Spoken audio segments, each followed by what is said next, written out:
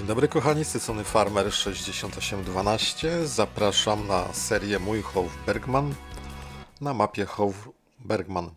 Mamy dzisiaj jubileuszowy 50 odcinek i postaramy się tutaj styczeń. Zobaczcie, 50 odcinków, a gramy dopiero drugi rok tak naprawdę. No to o czymś tutaj świadczy. Dobra, spróbujmy w takim razie jeszcze sprzedać te serki, które tutaj się wyprodukowały. Wydaje mi się, że zaraz jeszcze jeden powinien być.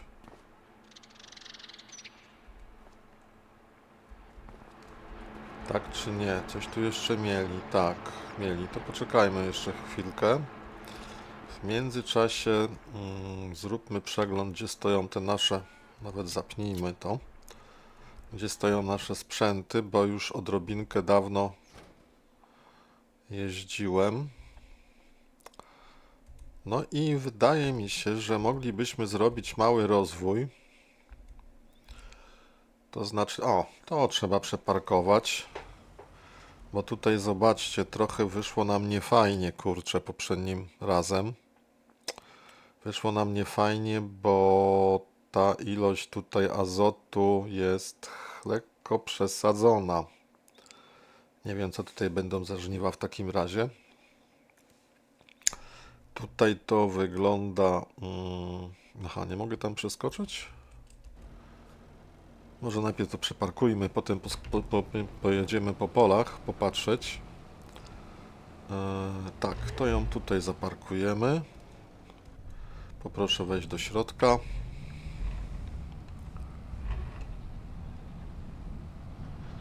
Tutaj by się przydała jeszcze jedna myjka, tak naprawdę, wiecie? Żebym mógł te sprzęty gdzieś na tym dużym podwórku umyć. Wcale bym się nie obraził, gdyby można było je tutaj gdzieś umyć obok tej gnojowicy.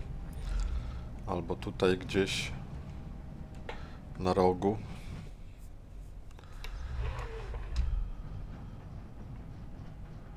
Powiem otwarcie, że to parkowanie w taki oto sposób nie jest moją mocną stroną. Żeby nie powiedzieć, jest lekko moją piętą achillesową. Ale tym razem bardzo ładnie mi ta beczka weszła. Ja ją sobie jeszcze naprostuję. O. I myślę, że nie tak głęboko. Myślę, że jak ona stanie tutaj. No trochę jest krzywo. Nie jest równolegle do płota, ale uważam, że to nie jest problem. Dobra, zobaczmy, gdzie jest ten duży ciągnik. Tutaj wylądował. Ok. Słuchajcie, tego dużego to może nawet umyjemy. I zrobimy jeszcze jedną rzecz. Przejedziemy sobie przez tą oborę na skróty.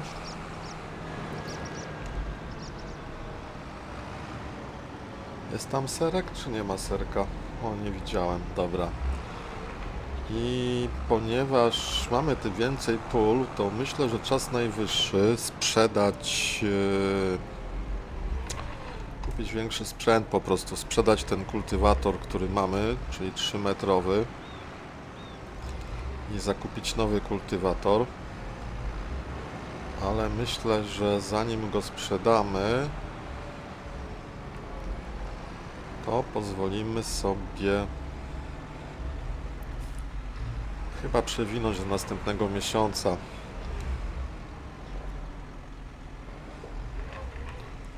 Więc go podłączymy. Pojedziemy umyć wszystko. No i pojedziemy do sklepu oczywiście. No ta myjka tutaj niby jest w fajnym miejscu, ale nie do końca.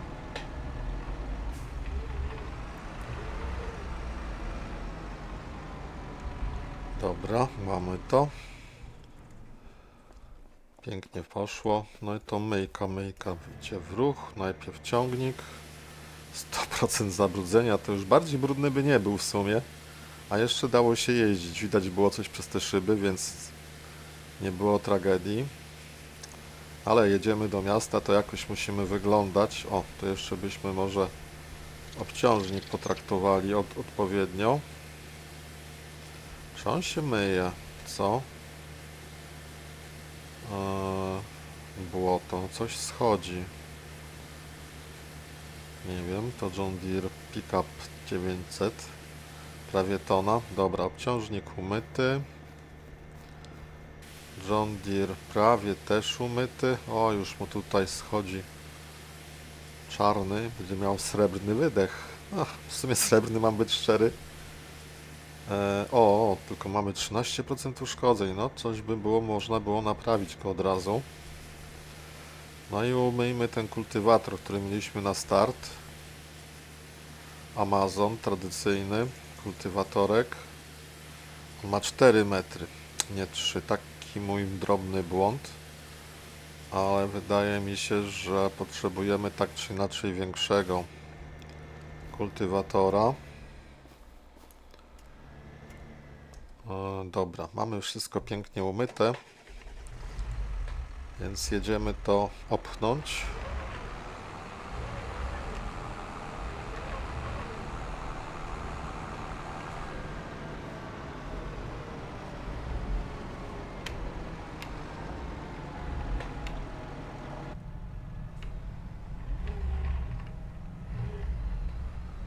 Dobra, to widzimy się która to godzina? 14:30, możemy jechać. Widzimy się na miejscu w sklepie. Ok, jesteśmy w sklepie. Dobra, to teraz kultywatorek do środka.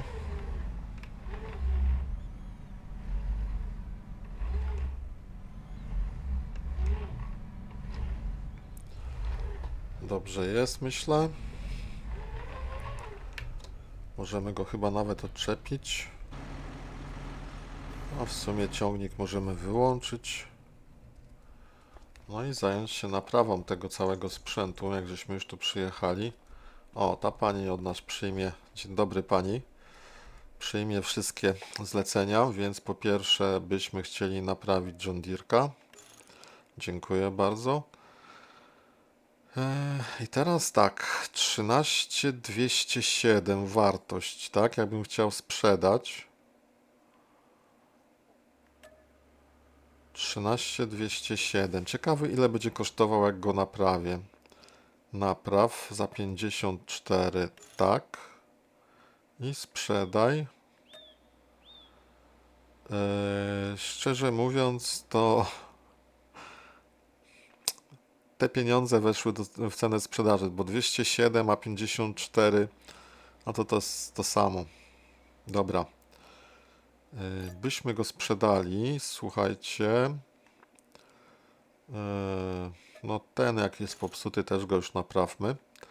Ale byśmy w zamian... Czy ja go tutaj zostawiłem? Nie, trzyma się dzielnie. W zamian byśmy weszli do sklepu i kupili inny kultywator. To już wam od razu zdradzę jaki. Bo jak go sobie tutaj już gdzieś oglądałem i jak go lubię ten kultywator, bo jest większy po prostu. Był Amazon ten, nie ten. Gdzie ten Amazon? Nie, czekajcie, 4-metrowy Amazon, to był ten przecież, no właśnie. 24 i teraz tak, 150 kucy wymagał. Ten jest trochę za duży i ma też 4 metry, słuchajcie. Ten ma 5 metrów, 180 kucy. Ale prawdę powiedziawszy, ten Trefeller to jest chyba coś, co byśmy chcieli mieć. To jest 1,5 metra szerzej. Horsz 6 metrów. Kultywator płytki 220 koni.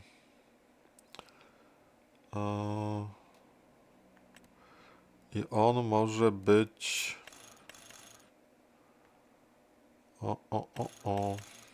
Czekajcie, co tutaj się wydarzyło?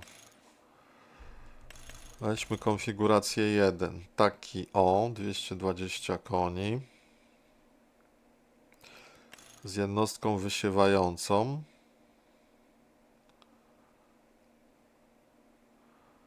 Tylko co my byśmy mogli tutaj wysiać? I teraz nam by brakowało tak naprawdę pewnie jakiegoś tutaj zasobnika na górę. 6-metrowy. No bo następne już są drogie. Zastanawiałem się nad tym albo nad tym, prawdę powiedziawszy. Oba jeżdżą 15 km na godzinę. No ten jest bardzo drogi. Horszem, zobaczcie ile mogę wysiać od razu rzeczy tym kultywatorem. No, to jest gra warta zastanowienia i do tego taki zbiornik.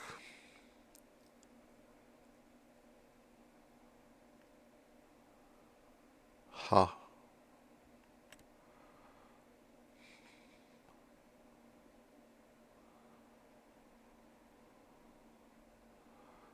Tak. Wał oponowy. Aha, a tu mamy, co to mamy?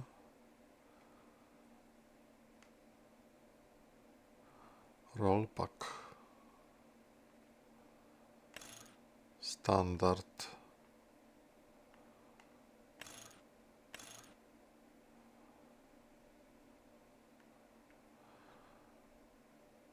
Bo my go tutaj chyba z przodu podłączamy z tego, co mi się widzi. Więc dobrze by było wziąć go z kółkami chyba. Tak myślę. Tak, i to by był fajny patent, słuchajcie. 22 000 i to robi nam 40 000. Mamy 6-metrową jednostkę wysiewającą. I to jest znakomity pomysł. A w związku z tym, jak wygląda nasz siewnik, może byśmy siewnika też od razu się pozbyli, nie? Nasz siewnik to jest Great Plains. I on tutaj ma 5 metrów. No i możemy go do 110 kucy podpiąć.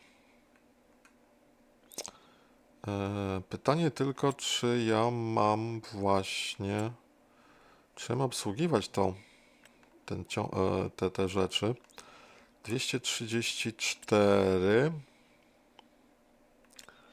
A ten horsz wymaga 220 i do niego jest zbiornik, który nic nie wymaga.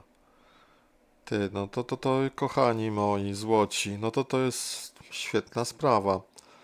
To jeszcze pozwolimy sobie sprzedać, już nie będziemy jechać, żeby nie przedłużać, ale sprzedamy ten siewnik. A po ile ja go puszczę? Po 30 000. Tak, ja go chcę sprzedać. Czy coś mam w tym siewniku w ogóle? Zobaczmy tylko, czy czegoś nie mam w tym siewniku, bo by było szkoda to sprzedać z nasionami. A w międzyczasie nam się serek wyprodukował. To pojedziemy zobaczyć, co my mamy w tym siewniku, prawdę powiedziawszy. Jak będziemy ten serek wieźli, czy tam coś jeszcze się produkuje? Produkuje się, ale ja już obawiam się, że na tym rowerze to więcej nic nie będę w stanie przetransportować. On i tak będzie wpadał mi w olbrzymie wibracje. Powoli skręcimy. Dobrze. O, zobaczcie, co się dzieje, jaki oscylator. Dobra, teraz tutaj i mam nadzieję, że się wtoczę pod górkę. No, jadę równo, no pięknie jadę, słuchajcie, cudownie. A każdy ser 70 kg to jest ile ja tu wiozę? 270 razy 4 to prawie 300 i te dwa pod spodem to jakieś tutaj pół tony sera mam na tym wózku. To nieprawdopodobne ilości są. Okej. Będziemy jechali lewą stroną, bo tutaj do sklepu nie mamy daleko. Pojedziemy nawet trochę poboczem. No, trochę tak mało przepisowo, ale nie szkodzi. I teraz patrzmy, jakie te pieniążki nam wpadną. No, jestem bardzo happy, słuchajcie, 13 000. To jest znakomita cena. Fajnie, że się pan zatrzymałeś, ale ja pana tutaj okrążę. Chciałem siewnik znaleźć. Ten siewnik chyba tutaj stoi, nie? Gdzie ten siewniczek zostawiłem? Tutaj też go nie zostawiłem. A co tutaj stoi? Czy to jest rozpylacz? Czy siewnik jednak? Siewnik stoi. Tutaj z pasami sobie pozwolimy odpiąć. On jest fajny, tylko już taki nie za duży. I w środku co my mamy? Nawóz mamy. O, trzeba to wszystko wyrzucić, słuchajcie. Szkoda by go było sprzedać. Jakiś traktor potrzebujemy. Jakiś traktor, żeby wyrzucić tutaj ten nawóz z niego. Bo to są pieniądze, które chyba nam nie zostaną oddane. Zaraz zrobimy taki eksperyment, ile ten siewnik kosztuje teraz z tym nawozem, a ile będzie kosztował bez nawozu. Dobra, rower myślę mogę tu zostawić, bo traktor to ja już pamiętam, że tutaj miałem.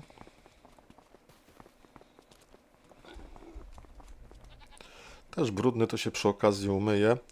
Aha, i nawet mamy tutaj...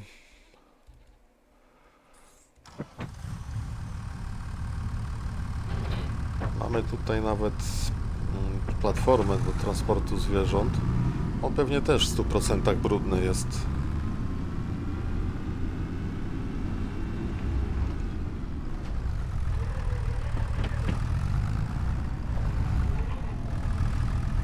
No dobra.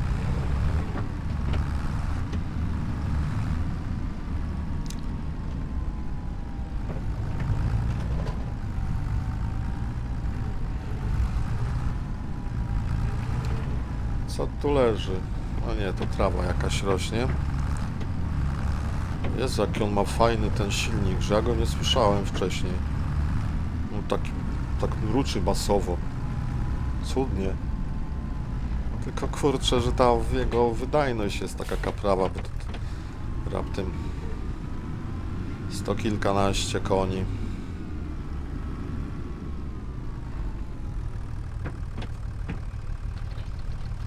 Dobra. No i tutaj miała być rzodkiew kiedyś pewnie robiona, ale też coś mi pewnie nie wyszło. Dobra, słuchajcie, wyrzućmy na razie gdziekolwiek. No i gdzie to wyleciało? Gdzieś wyleciało, bo jest 0. Jedźmy do myjki.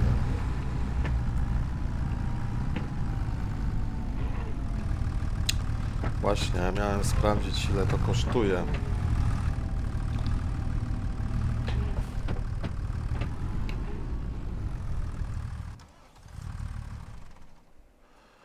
No to zobaczmy, ile by kosztowało teraz oddanie tego siewnika. Chyba tyle samo, jest 3900, więc te nasiona to tylko jest 3941. To jest tylko niestety moja strata, jeśli oddam go z nasionami. No już dawno na jednym odcinku nie było tyle mycia. Słuchajcie.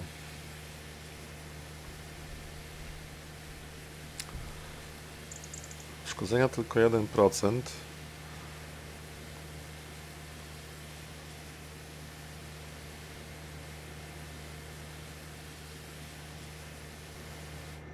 Ten siewnik jest o tyle fajny, że od razu nawóz, tak, schodzi razem z nim. Mamy pierwsze nawożenie razem z ziarnem.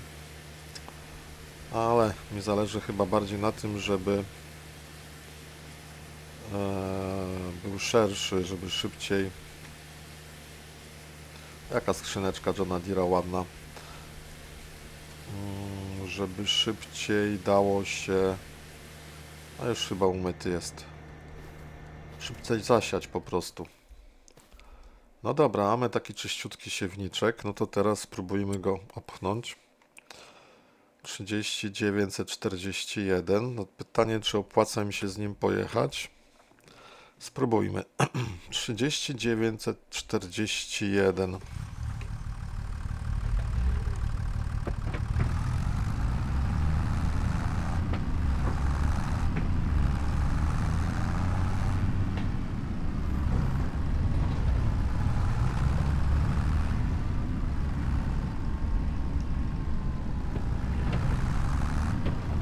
No to widzimy się na miejscu. Ok, kochani, jesteśmy na miejscu. Zrobiłem miejsce w warsztacie dla nowego sprzętu. Było 3941. Zobaczymy, czy nam tutaj zmieni się ta cena. On jest, mam nadzieję, złożony. Nic nie można z nim zrobić.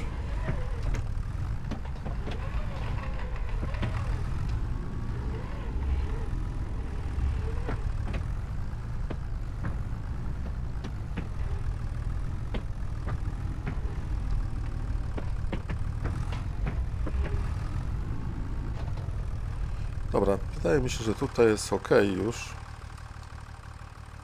Tylko ja tutaj nie wejdę, a z drugiej strony...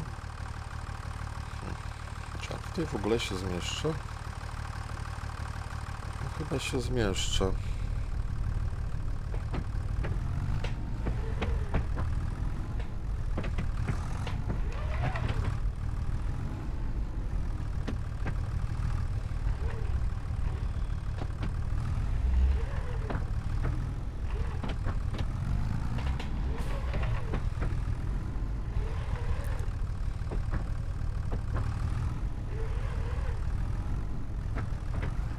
Jednak się nie zmieszcza. Zobaczmy z drugiej strony, czy ja tam będę w stanie wjechać.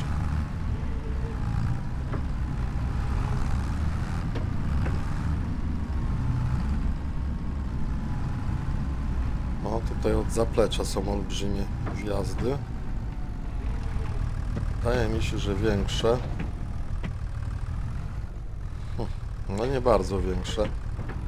Takie same bym powiedział. No dobra, jakoś się wturlałem.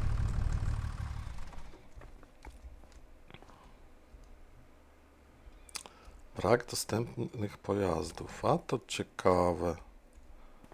Się wturlałem, ale widzę, że nie w tym miejscu jestem.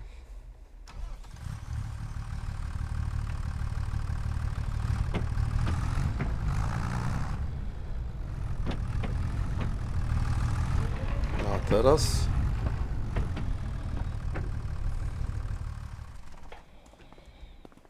Co pan powiesz? To była pani i to wtedy wszystko działało.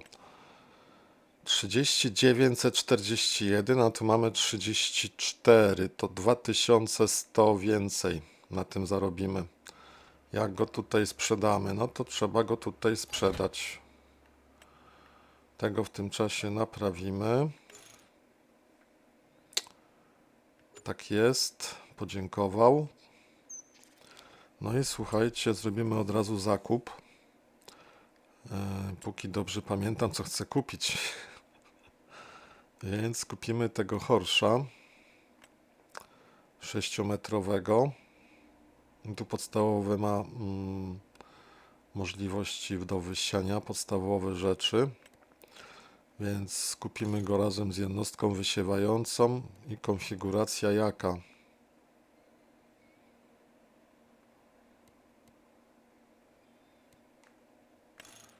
Chyba najfajniejsza jakaś. Nie wiem, czy 5, czy 7. To jest 1.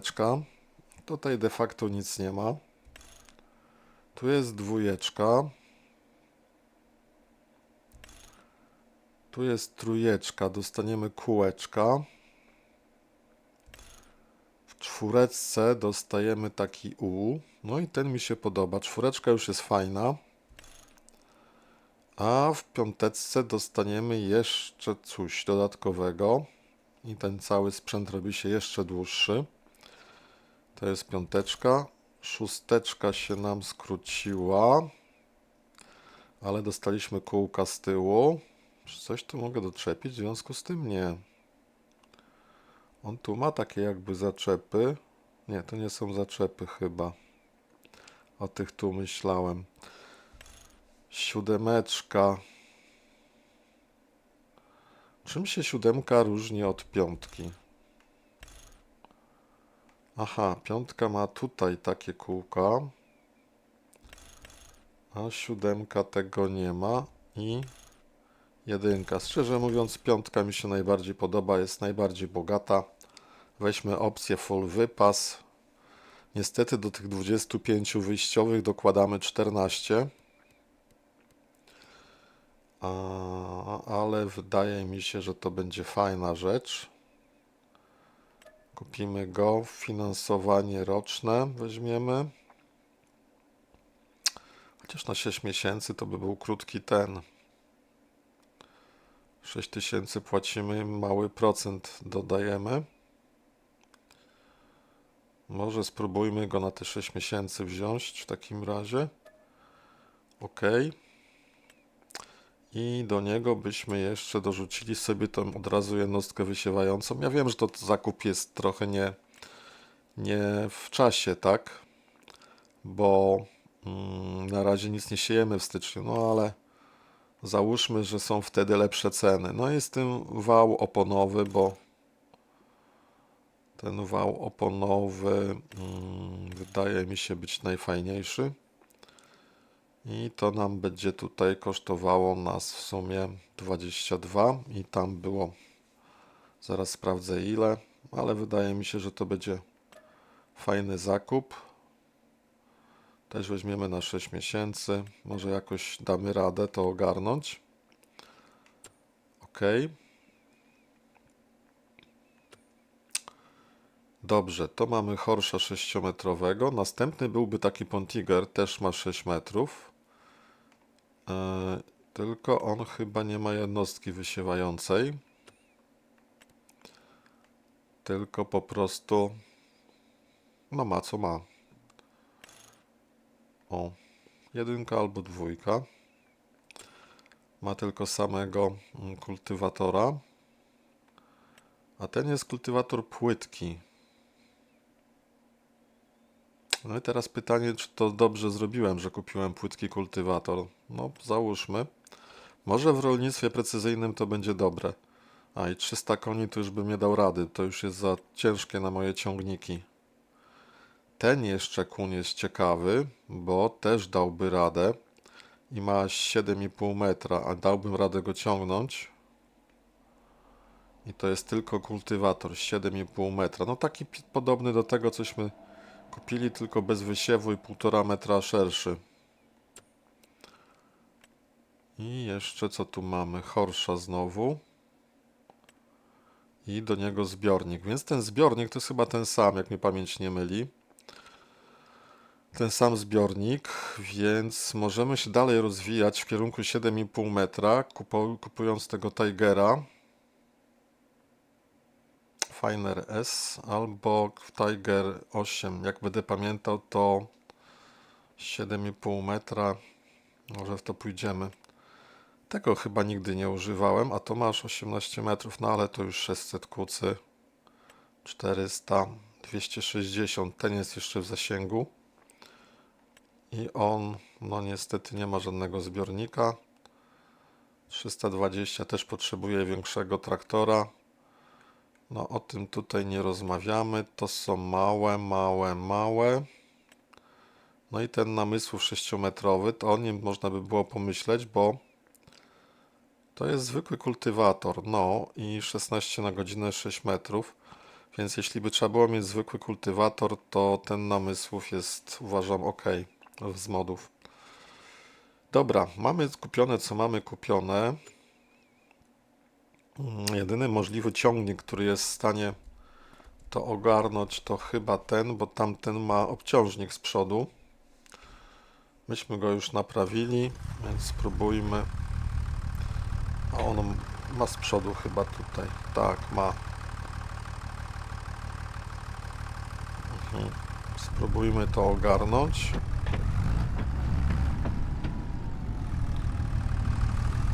wszystko jest z tamtej strony podczepione prawie. Nie, a to jest z tej strony do podłączenia.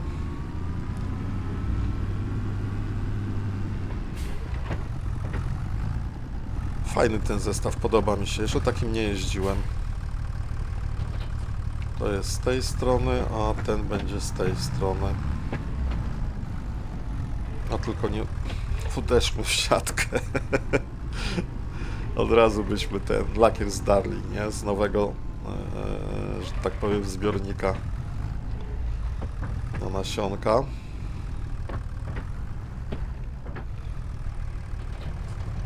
O Jezus, co tu się porobiło?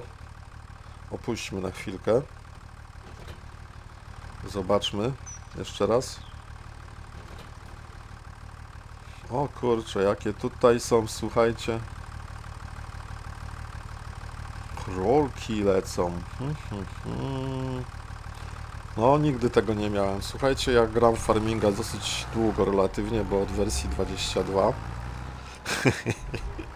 To niektórzy grają pewnie od, nie wiem, tam 17, czy jeszcze wcześniej 15 może. Czy to się w ogóle składa to z tyłu? Tak, składa się. No właśnie. Dojechać z takimi skrzydłami, to słuchajcie, jest masa krytyczna, ale to bosko.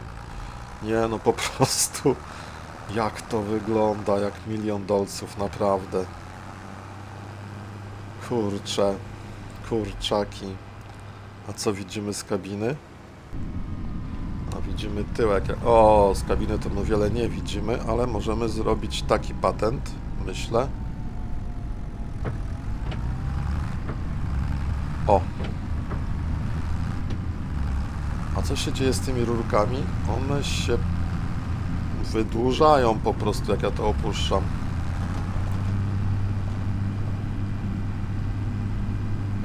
Ja jestem w powietrzu? Czekajcie. Bo nie mogę skręcić. Aha. No, to taka para kaloszy. Jak ja to opuszczam, no to kółek nie mam. No, ciekawe, czy ja będę potrafił to.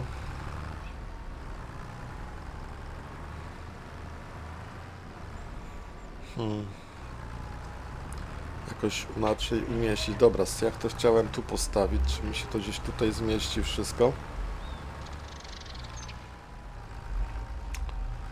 Obawiam się, że on będzie chciał być rozłożony, jakby tego odstawiał.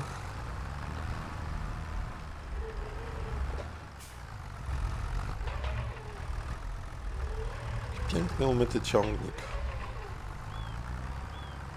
Czy on będzie chciał się rozkładać? Co, jak myślicie?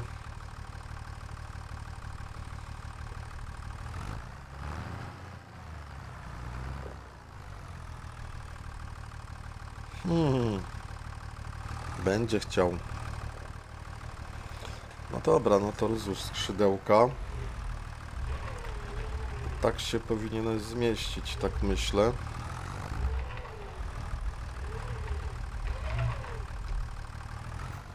No, ale ten ciągniczek to sobie z tym na pewno nie da rady.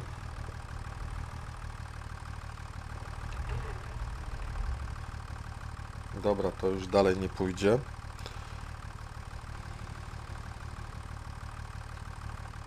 Nawet powinno być tak. Dobra, i zostaje nam jeszcze ten przód. Też zostawić, żeby to był komplecik.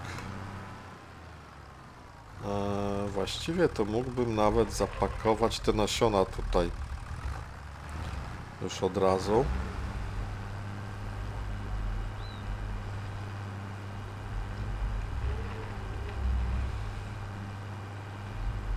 On mnie chyba bardzo przeważy, jak ja zapakuję te nasiona, no ale spróbujmy.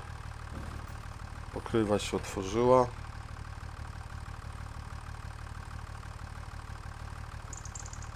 No, na razie daliśmy radę. I to jest chyba wszystko, nie? Bo to tutaj to już nie są nasiona, tylko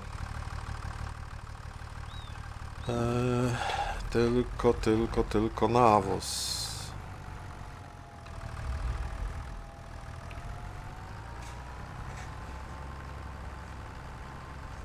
Wszystko czerwone mam. No nie licząc kombajnu.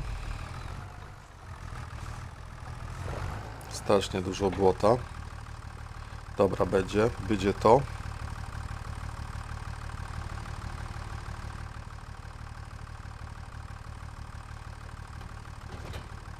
No i mamy zaparkowane. Ciągnik też tu możemy zostawić. Tośmy zrobili fajny zakup, uważam. I jeszcze tylko zerknijmy na produkcję. Zróbmy zapis. Ciekaw jestem, jak tam nasza...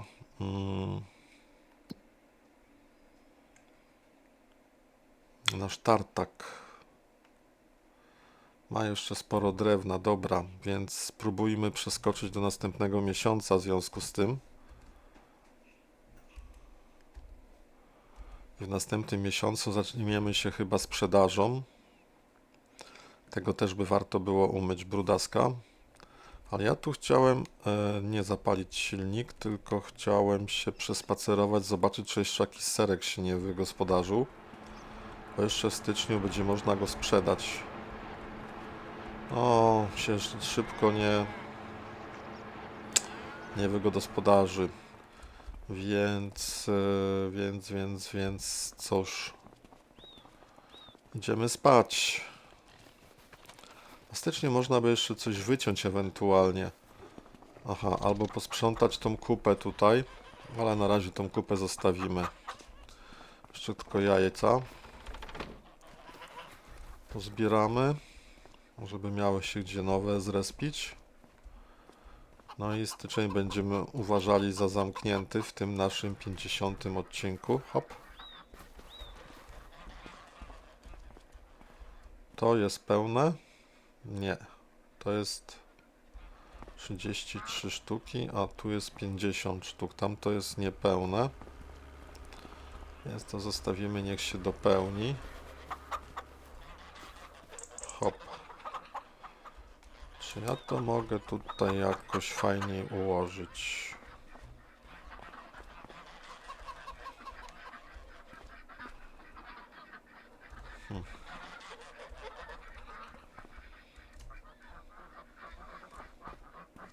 No nie, lepiej nie będzie. Coś tam chodzi, jakieś białe pod spodem.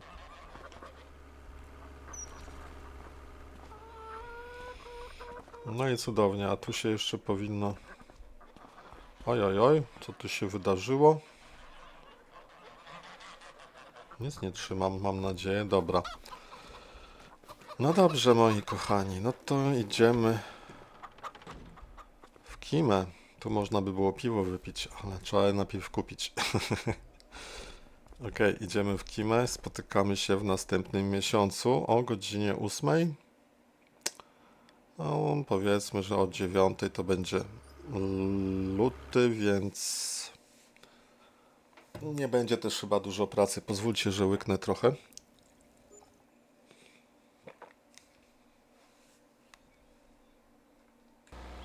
Ok, jesteśmy w lutym. W lutym jesteśmy, tak? Słoneczko świeci, drzwi otwarte. Jakby trochę śniegu było. Gdzie ta... A, ja tutaj chciałem kiedyś paprykę zrobić, słuchajcie. Tylko gdzie tutaj się papryczki robi? Bym chciał papryczki. Wymaga wapnowania. No, na serio? Dobra. Więc róbmy przegląd w takim razie. No faktycznie wymaga. Ja nie wiem, czy ja to mogę zwapnować jakoś tutaj czymś. No ten azot tutaj kiepsko wygląda. Ale tak jak mówię, tu chcieliśmy rzodkiew wszędzie posiać. Jakoś tam nie wyszło.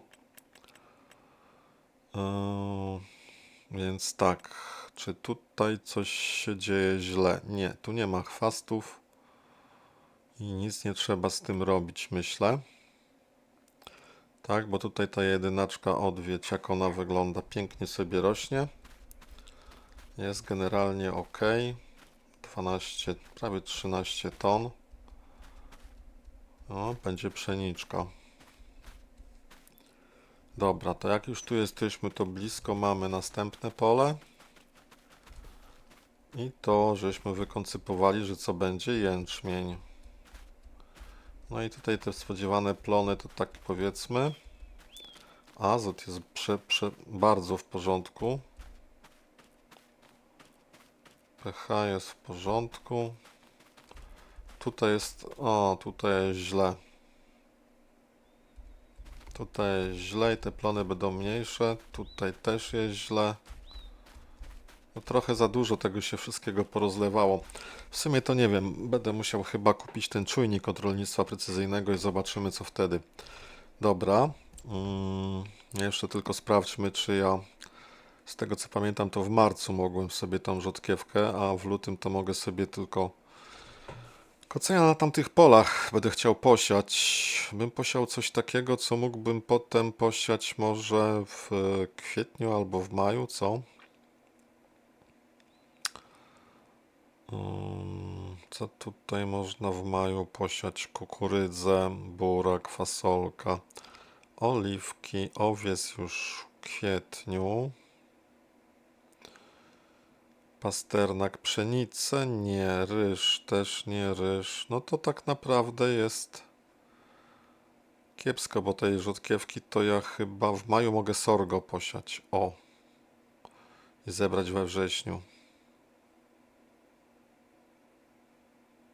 Co myślicie? Sorgo.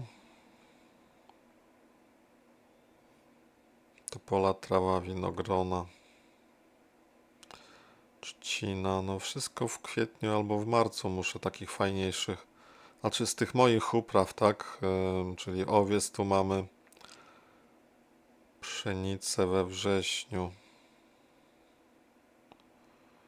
Czyli pszenicę już mamy posianą i moglibyśmy tu jakiś płodozmian zrobić następnym razem. I mamy jeszcze jęczmień posiany. Tak, i też moglibyśmy tu płodozmian zrobić. Dobra. Dobra, więc jeszcze teraz zerknijmy na nasze finanse, jak wyglądamy.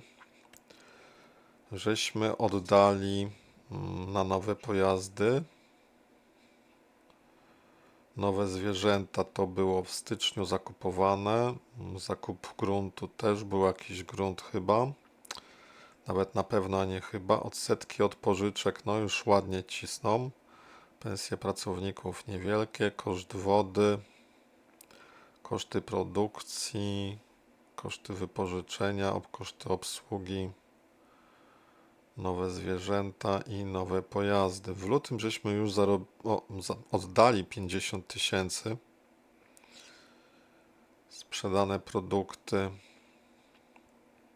15. To wydaje mi się te deski. A tu wszystko inne. Więc tu za styczeń żeśmy uzyskali nadwyżkę 10 tysięcy i minus 33 w rezultacie jeszcze. To dużo mi tych pieniędzy idzie, minus 48, a te pojazdy to uważam, że to bardzo dużo płacimy. No ale taki mamy model biznesowy, że tak sobie zażartuję. Dobra, co do tych zwierzaków? Pokarm, no wypadałoby dorzucić.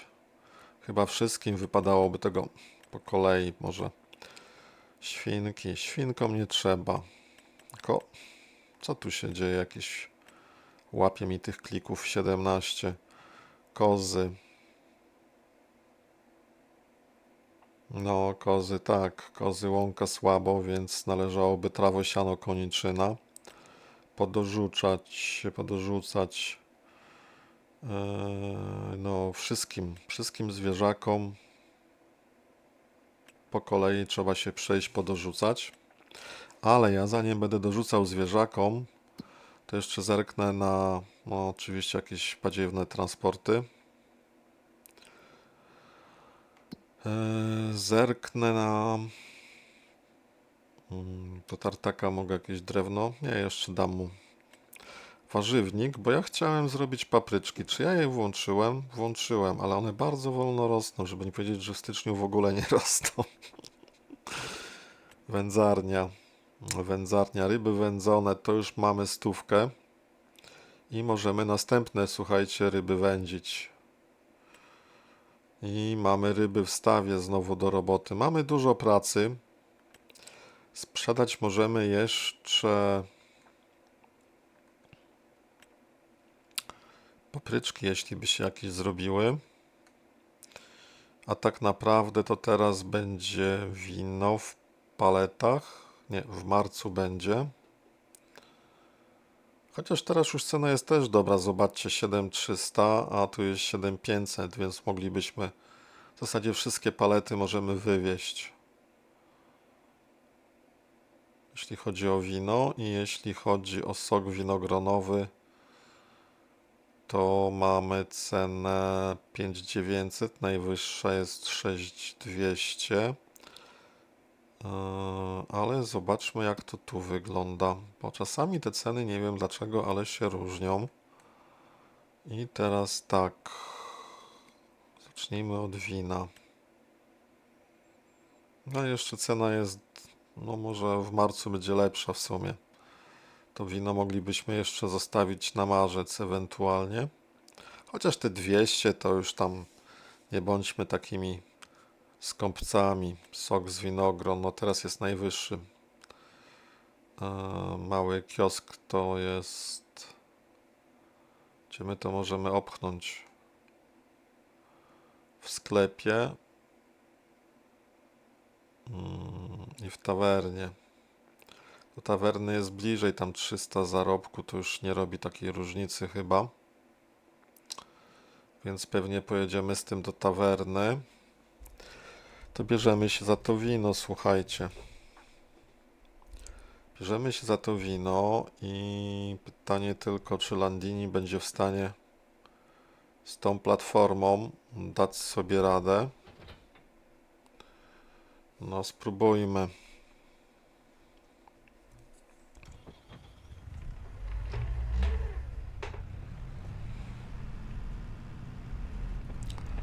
Dobra, najpierw zobaczmy, gdzie nam te winne ten sok wyskoczy. Paleta sok winogronowy 6. Poproszę wszystkie 6. A wino sobie następnym razem pojedziemy. Czy nie? Czy teraz też? Bierzmy wszystko chyba. Wino też poprosimy. Dobra, i to wszystko trzeba teraz zapakować ładnie. Więc by było całkiem fajnie, gdyby nam się to udało tutaj zapakować.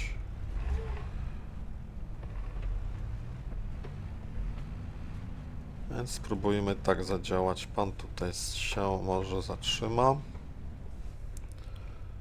Opuścimy to. Coś jeszcze możemy zrobić? No zobaczmy, tu jeszcze można było coś z burtami zrobić. O właśnie, takie coś. Może się przyda, zobaczmy.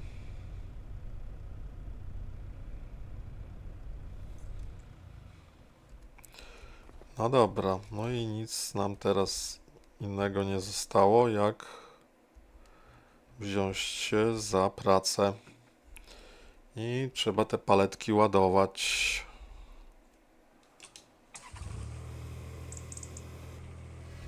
Mam nadzieję, że to nam się uda ładnie zrobić.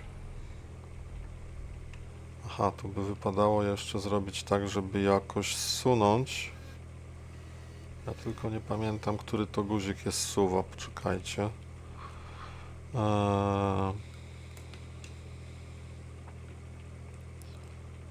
Żeby trochę to zsunąć. Który to guzik jest?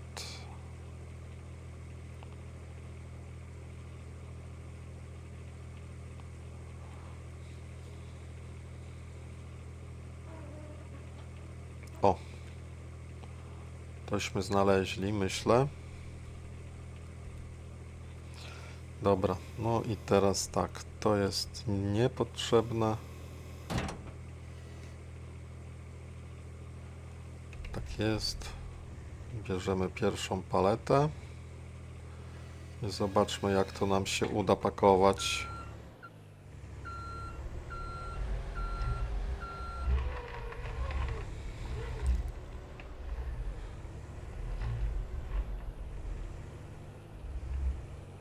Czy ja ją będę tak pakował, co?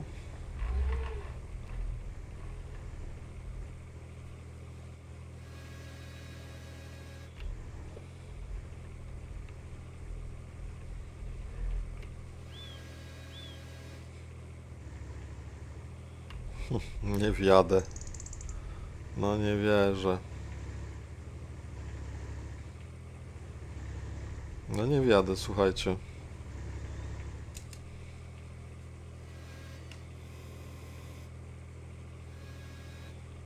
Ale zobaczmy, jak to wygląda w ogóle. No generalnie wygląda dobrze, to więc w tą stronę trzeba te palety chyba kłaść. Okej.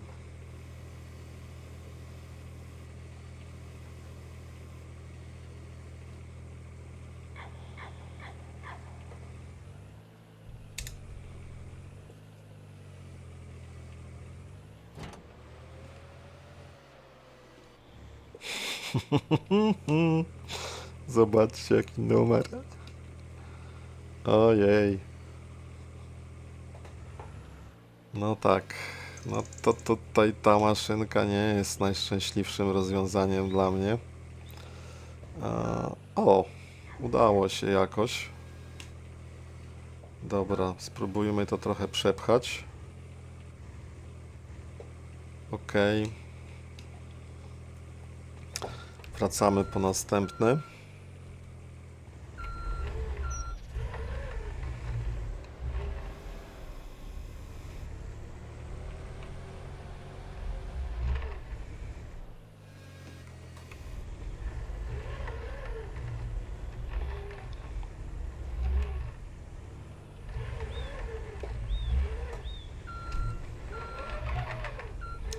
Coś tutaj nie gra, słuchajcie, z tym skręcaniem. O co tu chodzi?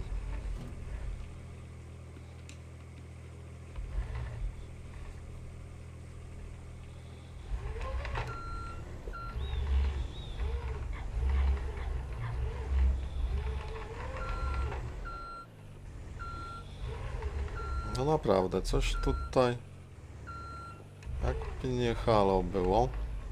Coś tak bym zwrotność stracił, ale mogę się mylić. No dobra, weźmy następną paletę.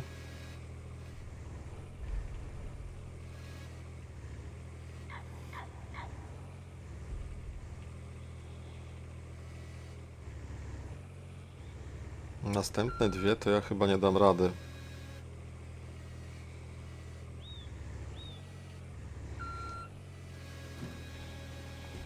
Dobra.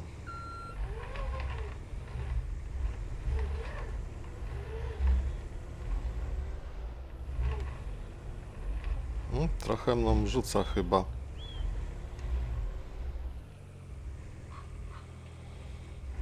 W sumie plan miałem inny, żeby wjechać z tą paletą. Nie wiem, czy to się uda.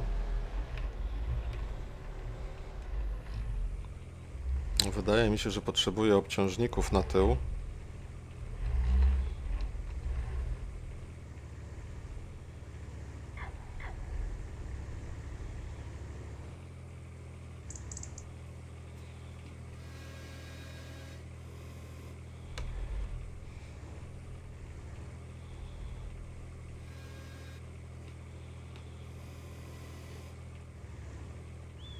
Dobra, ją dopchałem tak jak chciałem.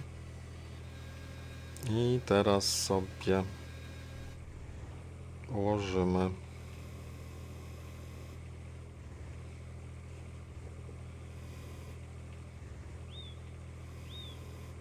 Jeszcze.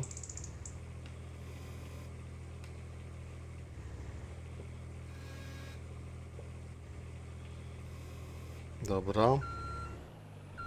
Mamy to. No niezbyt mi to szybko idzie.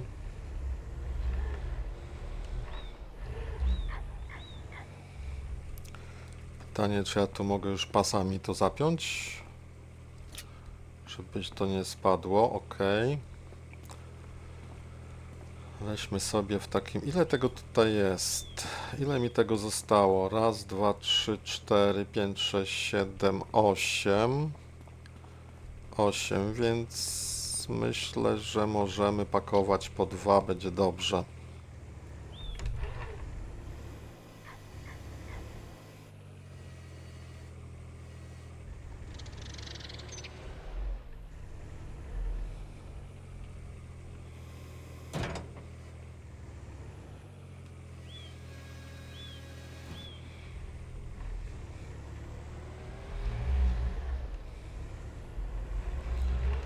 Ok.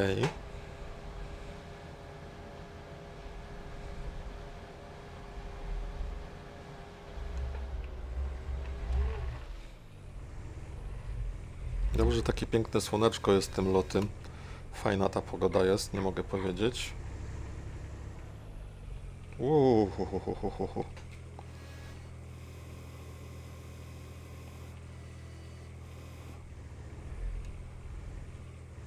Dobra, dojechaliśmy.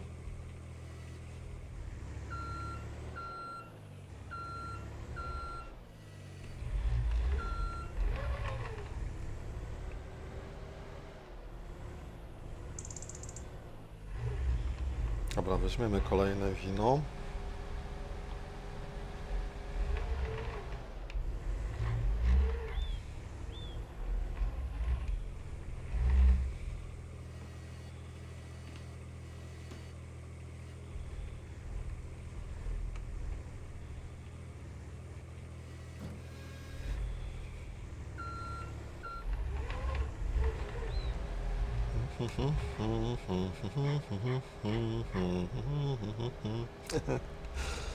Ta ta tere ta tam tam tam tere ta tam tam tam tam tam tam tam tam tam tam tere tam tam.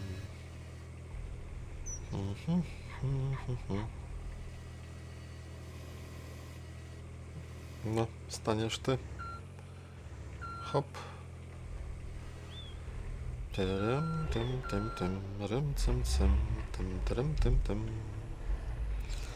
Tararam, tam, tam, tam, tam, tam. No dobrze, dobrze idzie, będzie piękny transporcik, palecik. Palet. O, 0.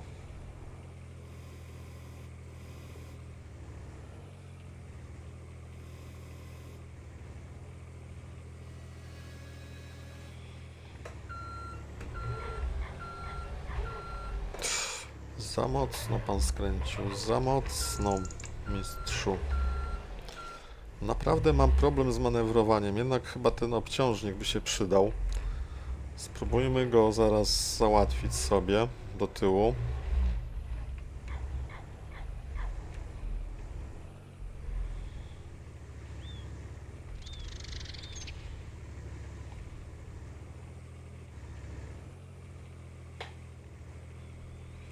Ja myślę, że my tutaj możemy postawić tą jeszcze wyżej.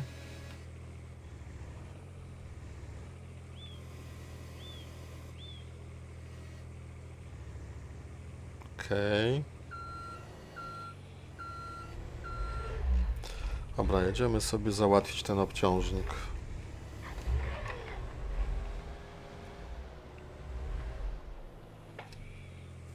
To wszystko wypadałoby trochę przepchnąć. Ale weźmy obciążnik najpierw.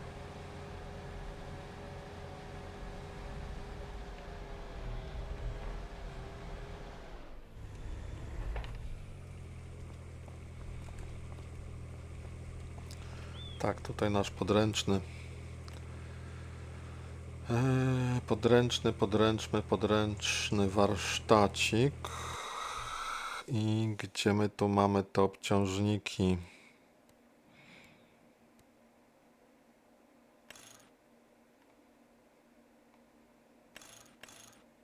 Tak, to jest max 140 kg, nie? Dobra, tak zostawmy. Modyfikuj, zobaczymy, czy będziemy w stanie wjeżdżać z takimi ustawieniami.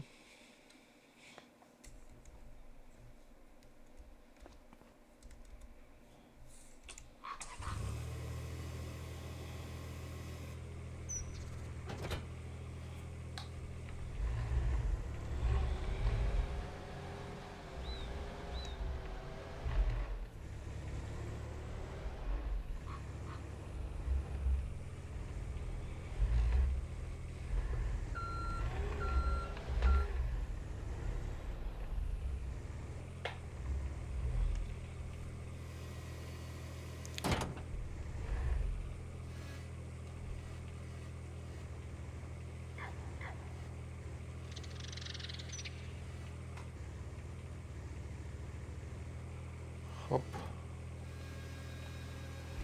No. Powiem tak, no troszkę lepiej się jedzie, naprawdę. Jakiś taki bardziej się zrobił sterowny. Tylko czy ja bym chciał tę dolną paletę przepchać, żeby się wszystkie przesunęły odrobinkę. Nie wiem, czy będę potrzebował tej przestrzeni, czy też nie będę potrzebował. Ale mógłbym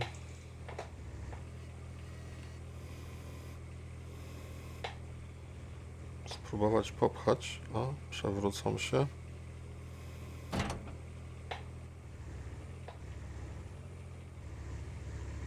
Nie popcham, mogą się przewrócić. Dobra, już dalej nie popcham. Postawiamy. Odjazd.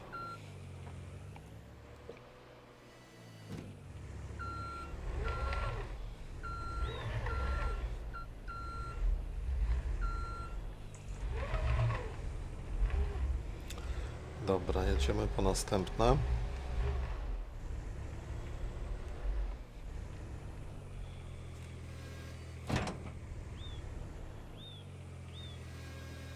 Kurczę, dwóch nie wezmę.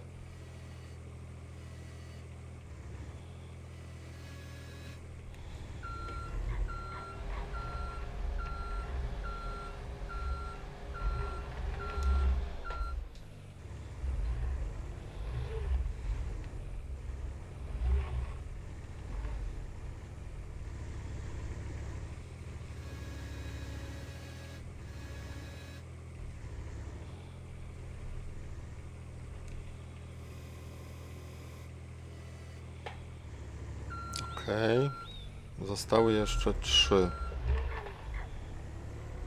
Może zepnijmy to pasami.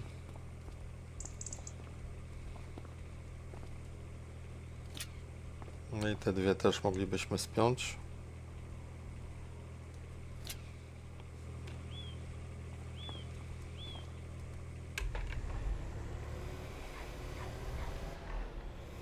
Dzisiaj potrenujemy trochę załadunek.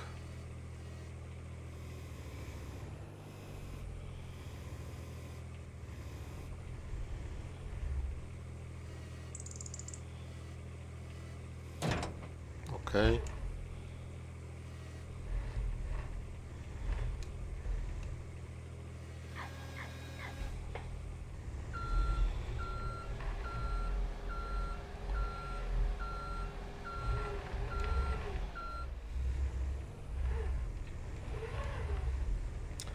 Pytanie, czy ja to chcę na górę ustawić? No, spróbujmy.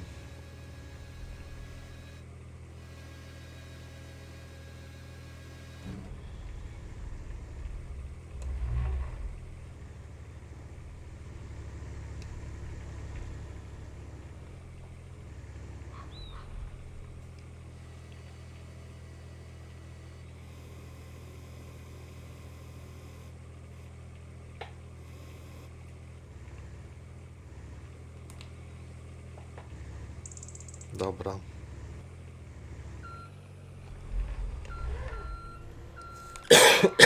Sorki.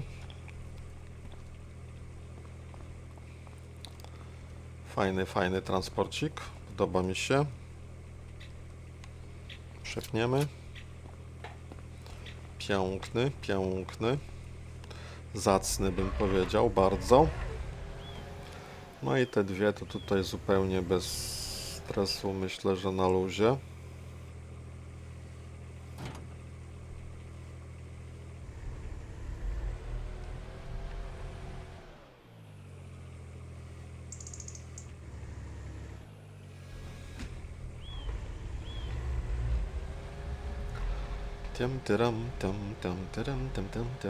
Piękny ten transport, piękny. Mogę tego boku nawet tutaj nie otwierać, bo on wiele nam nie zrobił. I można by to wszystko poukładać też inaczej tak naprawdę. Bo można by teoretycznie to bardziej tym bokiem poustawiać. I to wtedy by się może obok siebie te paletki pomieściły, bo tutaj ta prawa strona jest zupełnie niewykorzystana.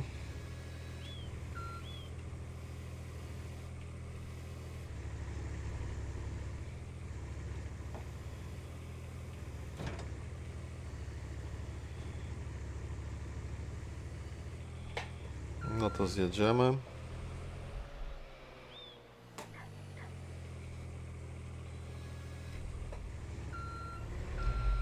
Ten odważnik tutaj to tak w zasadzie prawie już o tą ziemię się ociera.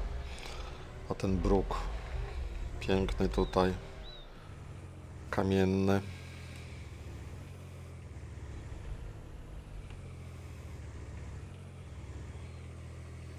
No, dla pojedynczych tych, słuchajcie, to daje radę. No, ale pamiętajcie tylko, jaka jest historia tego sprzętu.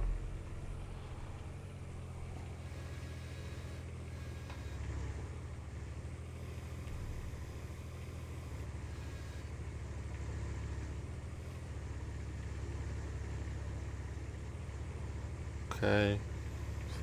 Możemy to posadzić już. Okej. I wycofać się uprzejmie. Zobaczcie, jak tutaj ten odważnik. On w zasadzie jest na tym, na bruku, nie? Albo centymetry mu brakują. Tak naprawdę. Dobra. Ale jako tako mamy to zaparkowane. Nie jest źle. Zobaczmy tylko, czy na górze coś tam jeszcze nie zostało. Pojedziemy tym, pójdziemy schodami. Na górze nic nie ma.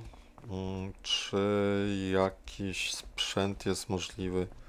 Czekajcie, zobaczymy w ten sposób. Stacja rozlewnicza. Nic nie ma, ale tak, tutaj sok z winogron i on jest przechowywany, bo idzie w produkcji wina. To niedługo będzie kolejna paleta wina, to może w przyszłym miesiącu ją jeszcze sprzedamy, nie będziemy czekać.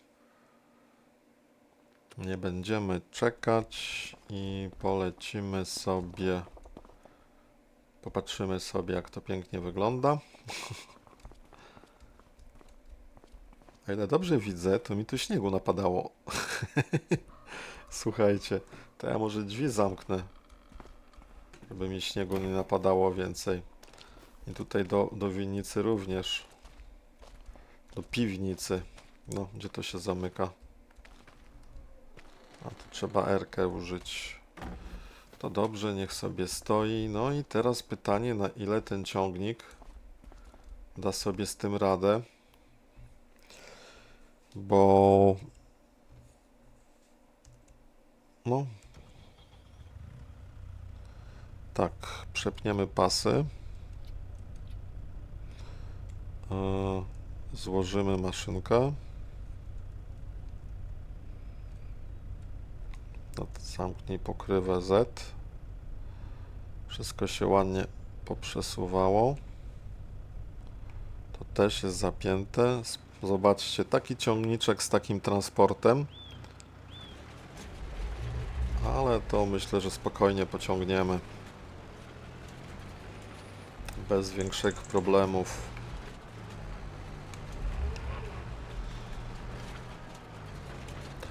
Gorzej jest to, że tam trzeba będzie podjechać chyba tyłem.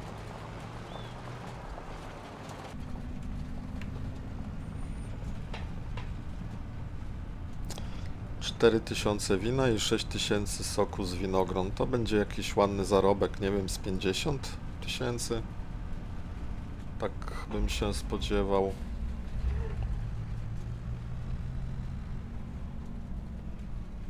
No idziesz, pani. Boże, jak się ciężko zatrzymać, słuchajcie.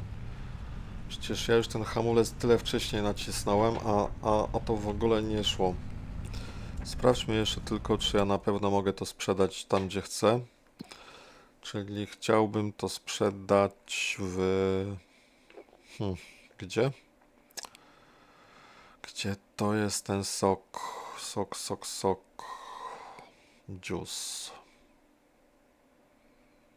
No w sklepie jest najdrożej teoretycznie, ale jest najdalej też, więc puścimy to tylko w tawernie. A do tawerny wjazd jest... O, tawerna jest zamknięta? Naprawdę? Od której tawerna jest otwarta? Cicho, zaraz. To nie jest to, co bym chciał zobaczyć. Od 10, słuchajcie. W poniedziałki. No to pojedziemy dalej. No już jadę dalej. To jest cały Hofbergman, słuchajcie. Zamknięta tawerna. To brama zamknięta i po temacie. Chciał, nie chciał, jadę do sklepu. Będzie drożej. W sensie drożej sprzedam, więc wszystko fajnie.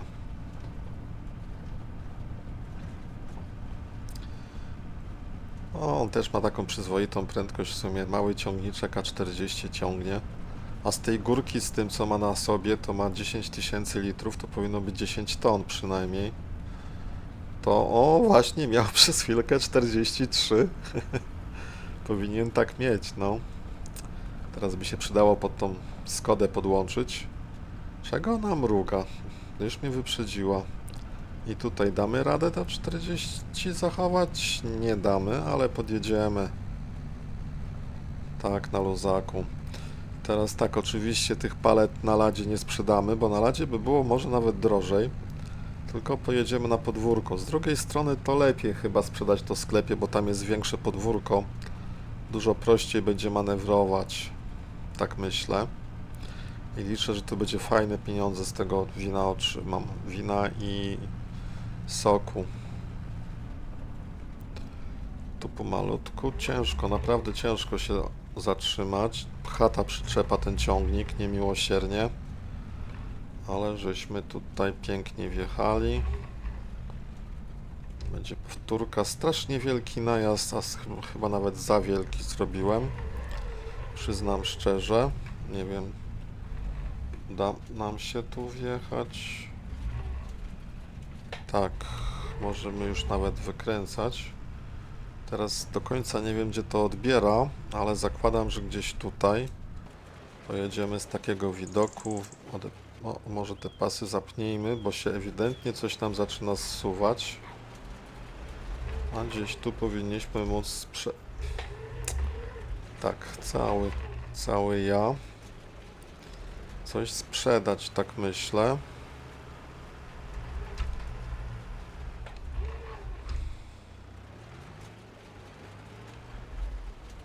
Tak.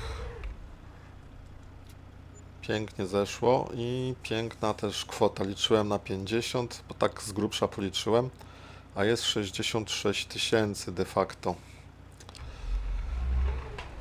Czy ta platforma mi będzie gdzieś potrzebna? Czy mogę z nią wrócić do winnicy? Słuchajcie, wydaje mi się, że mogę z nią swobodnie wrócić do winnicy.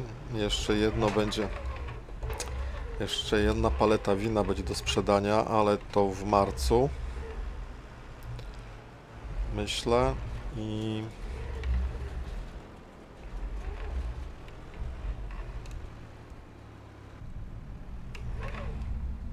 Ci ludzie to chyba strajkują na tych pasach. Ciągle łażą i łażą.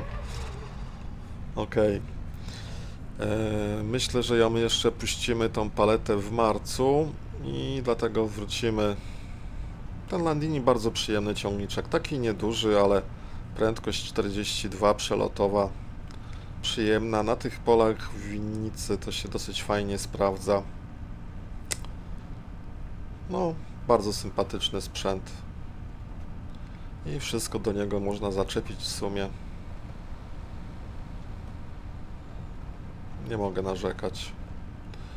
No to dzisiaj pięknie żeśmy posprzedawali. I wydaje mi się, że już z takich rzeczy sprzedażowych nie mamy nic do roboty. Trzeba się po prostu zająć zwierzątkami. No ale tymi zwierzątkami to pozwólcie, że zajmiemy się na następnym odcinku. I w ten oto sposób mija nam praktycznie, zaczął się drugi rok, mija nam 50 odcinek. Zobaczcie, który to jest miesiąc tak naprawdę, jak to jest drugi rok. Czy te lata są liczone od zera, czy to minęło 12 odcinków? Mi się wydaje tak, że to jest jeden rok naszej pracy, to 50 odcinków. Słuchajcie, jeden sezon de facto winnica, tu jest skręt. Już się zastanawiałem, dlaczego tu przyjechałem. I tutaj piękny jest ten widok, zobaczcie ten podjazd pod tą winnicę, to na tej mapce to jest coś pięknego. Bardzo mi się podoba. No ja lubię takie właśnie tego typu klimaty, więc mi się podobają. Jestem przeszczęśliwy, jak są takie klimaty. Platformę zostawimy gdzieś tutaj, w tym takim nieużytkowym miejscu. Nawet prawdę powiedziawszy, zostawimy ją razem z ciągnikiem na tą chwilę. Ok, moi kochani, no to cóż, na dzisiaj to tyle. Ja oczywiście wrócę na gospodarstwo. A co na wyprzedażach jest? Może coś fajnego? No nie mogę, zobaczcie. Mogłem kupić taniej ten. Ale on mi chyba nie pasuje, bo to jest 15-12.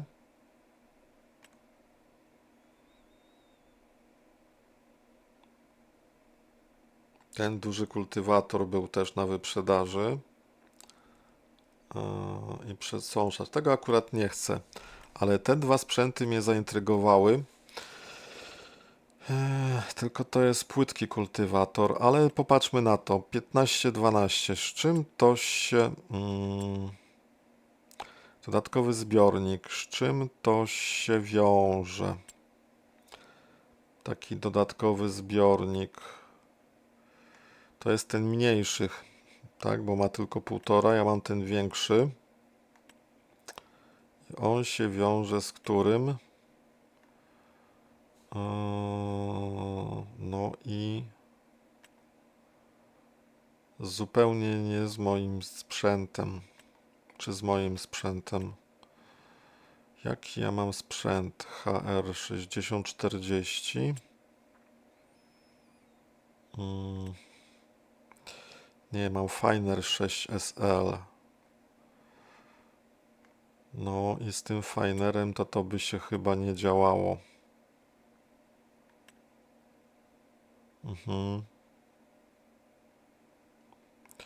Działałoby za to z siewnikiem punktowym 6-metrowym i 6-metrowym siewnikiem innym. Ale on tutaj już jest zupełnie bez tych takich magicznych opcji. I 300 kucy wymaga. No to tamten i kosztuje 90 000, słuchajcie, nie. I tylko 12 na godzinę, nie. To tamten był lepszym wyborem. A teraz jeszcze popatrzmy sobie na ten kultywator. 8,5 tony, 8 prawie i pół metra, 15 na godzinę i 235. To jest chyba granica mojego ciągnika obecnego. No, 234. To jest granica.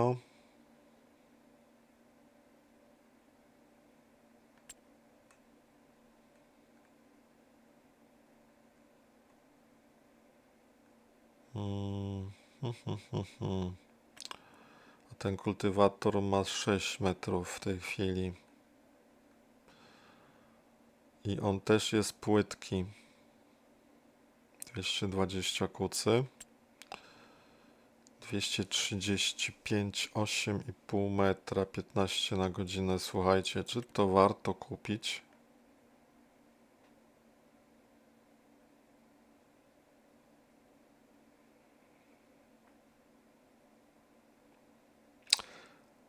Wydaje mi się na tą chwilę, że nie, bo nie widzę zastosowania, bo tamten od razu będę siał, a potem miesiąc później nawoził, a ten to tylko się nadaje po to, żeby...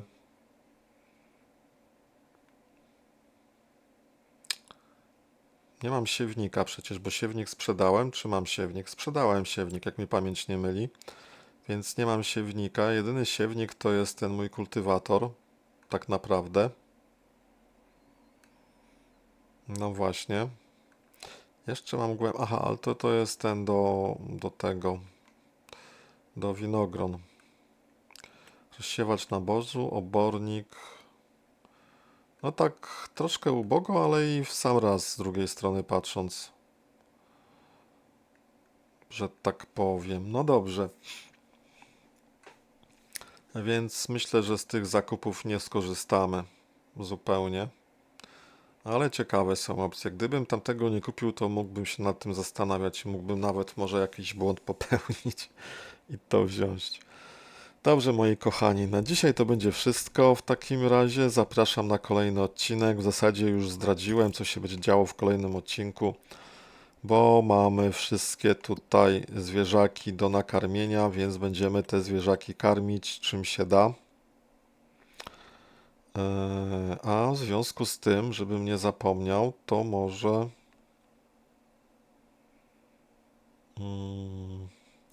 jedną rzecz bym sprawdził, słuchajcie. To bym może jeszcze w tym odcinku zrobił. Ja tradycyjnie się po prostu nie potrafię z wami rozstać. Pokarm. Bo mogę kupić chyba, bo dorzuciłem moda. Gdzie on tylko będzie, ten mod? Dorzuciłem moda na taczki.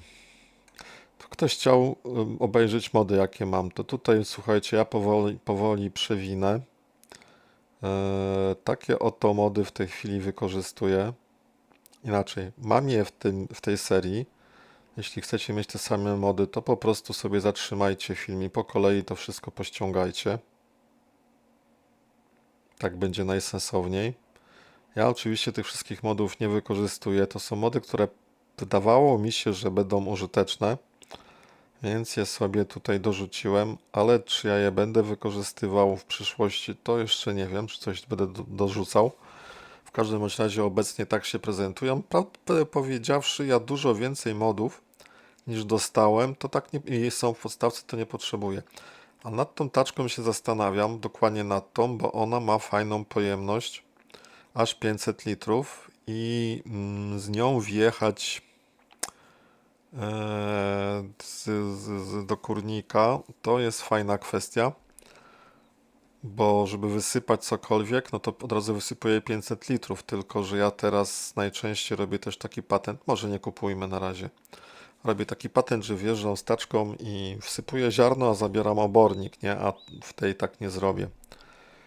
No dobra, to jeszcze raz ostatni rzut oka w tym lutowym poranku na winnicę. Jak się prezentuje. Prezentuje się fajnie. Tu sobie stańmy.